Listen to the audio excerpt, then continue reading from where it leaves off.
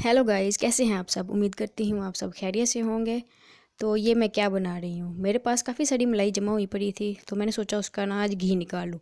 तो मेरा मक्खन बनाने का मेरा मूड नहीं था, तो मैंने सोचा उसको ना डायरेक्ट घी ही बनाती हूँ। तो डायरेक्ट घी बनाने के लिए मैंने क्या किया कि वो जितनी मलाई मेरे पास पड़ी थी मैंने उसको एक देचकी में डाल दिया और उसको चूल्हे पर रख दिया। तो जैसे जैसे हमारी मलाई जो है वो पकेगी तो हमारा घी जो है ना वो इसमें से सेपरेट हो जाएगा। बाजू का दिल नहीं करता है मक्खन बनाने के लिए, डायरेक्ट देसी घी ही चाहिए होता है, तो मैं तो बड़ी आसानी से इसी तरह शॉर्टकट में इसको बना लेती हूँ।